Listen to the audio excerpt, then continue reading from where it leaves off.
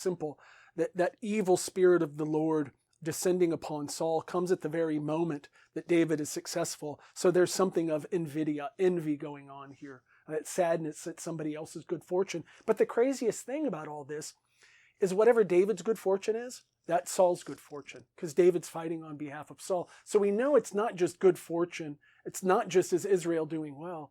It really is, you're trying to supplant me. And Saul sought to strike the spear through David into the wall, but he slipped away from Saul.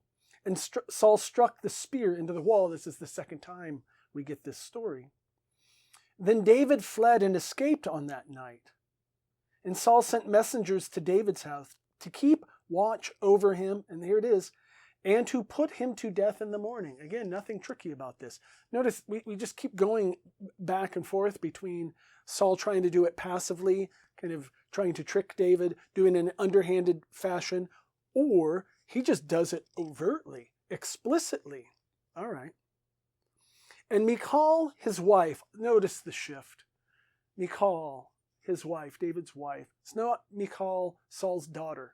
Michal, his wife, told David, saying, if you do not get yourself away tonight, tomorrow you'll be dead. So notice what she's done.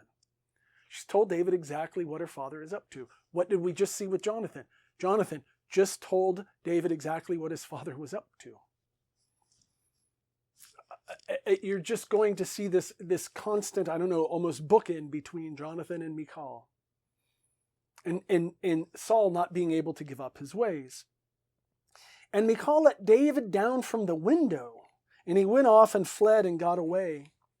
And Michal took the household gods and put them in the bed, and the twist of goat's hair she put at his head, and covered them with a cloth.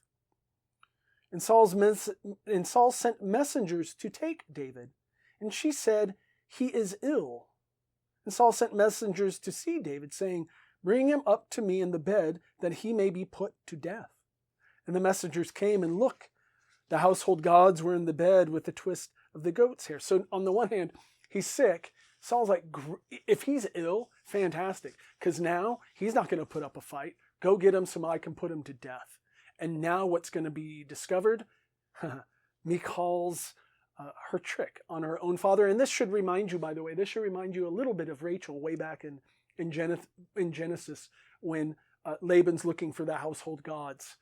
She tricks her father as well. And the messengers came back, and look, the household gods were in the bed with the twist of goat's hair at its head. And Saul said to Michal, why have you thus deceived me?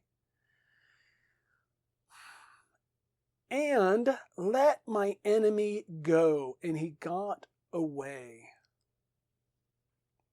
Stop there. Notice what Saul's just called.